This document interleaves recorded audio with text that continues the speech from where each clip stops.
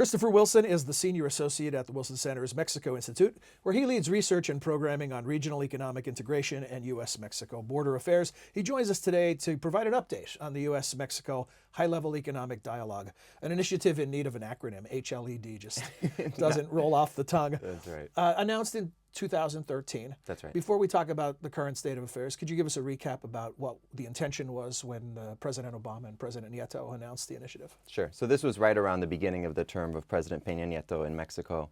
And really, he felt there was a need to change the narrative or the tone of the U.S.-Mexico relationship. So there are really three issues that are always on top of the agenda for bilateral relations: migration, security, and economics. Mm-hmm.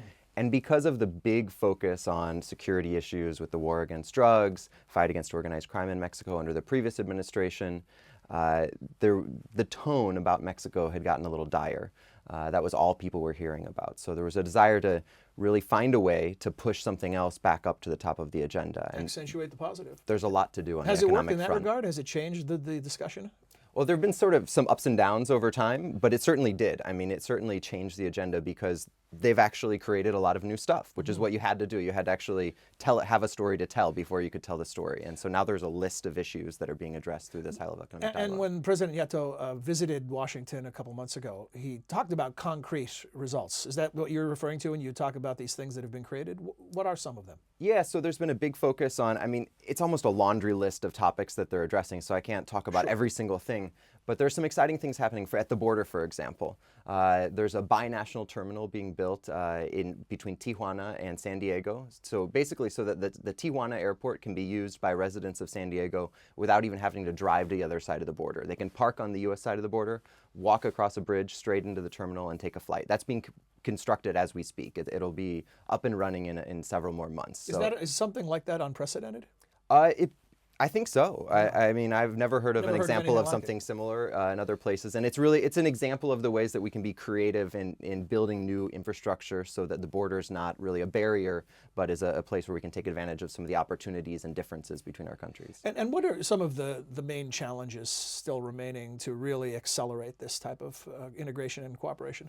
I think there's one, like I said, there are a lot of issues, but one of the exciting new areas of cooperation is human capital, workforce development, innovation, entrepreneurship. And what that really means is traditionally the relationship between the U.S. and Mexico in terms of trade was based on producing in Mexico with labor that was cheaper than it is in the United States. So the maquiladora industry is an example of that. An exploitive model. If you will, but it also did allow Mexico to develop, and it's pushed them into this new... Where you're standing. Well, it depends on where you go with it, I think. And Mexico has actually been able to switch from being a place where you make T-shirts and jeans and shoes to being a place where you build cars and airplanes. Mm-hmm. And so they've been able to slowly move up that ladder. But what happened is other places outcompeted them on the cheap labor, right? I mean, jobs went to China, jobs went to Vietnam. It forced them to either move up or be hurt. And thankfully, they have been able to actually move up that ladder. But now what we need then, if investment won't be attracted because of cheap labor, investment has to be attracted because of talent, because of innovation and new ideas that will lead to new businesses. And so there's a lot that the U.S. and Mexico can actually do together because the United States, the development of Silicon Valley, we have great models for how you do this, how you move into higher end, higher skilled industries, service industries, and that's a transition Mexico is undergoing right now. You mentioned workforce development, and I want to talk you through the other strategic goals for 2015 and get a similar type of thumbnail. Energy is one that is listed. What do we expect to see in that area? Yeah, well, obviously there's an energy revolution throughout North America with hydraulic drilling, fracturing in the United States. There's a lot of new natural gas resources that are available and oil from shale resources as well. In Mexico, there's just passed in the last 2 years first a constitutional amendment and then a series of legal changes to their energy structure so that you can have greater investment in energy in Mexico. So there's this huge sort of opening, something that was really previously off limits in the bilateral relationship because of Mexico's position with regards to its own sovereignty on energy can now be talked about. And one of the things that there's a lot of discussion about is how we can work together on energy regulation, actually. Mm-hmm. So making sure that all this development of energy resources that will happen as a result of changes in the U.S. and Mexico doesn't lead to another Deepwater Horizon, doesn't lead lead to another disaster, so that everyone's prepared for what could happen. A modern border is one of the goals. Is the terminal that you described part of that? Absolutely. That's one of the sort of the success stories there.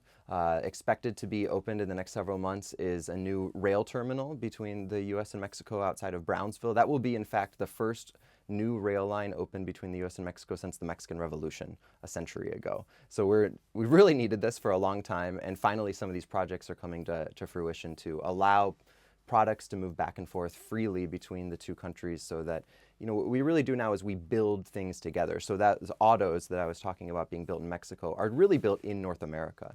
The industry throughout, you know, Detroit or the southeastern United States are producing maybe the chassis of the car, and that gets shipped to Mexico where production is finished. They talk about a car in North America having crossed the borders of North America 8 times as it's being produced. So we need that train infrastructure, we need that physical infrastructure, border infrastructure to be able to move those parts back and forth. One that cuts across just about everything we're talking, regulatory cooperation.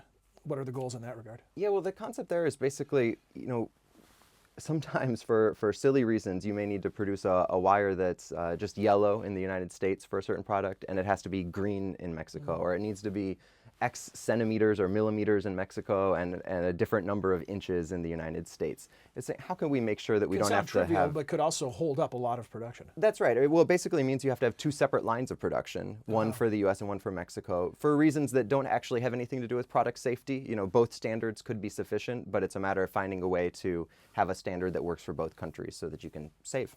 And regional and global leadership. Now we get into some more aspirational types of goals. Yeah, that's big. It's big picture, and there are a lot of things that can mean. I think what it really is meaning right now concretely is a focus on Central America together.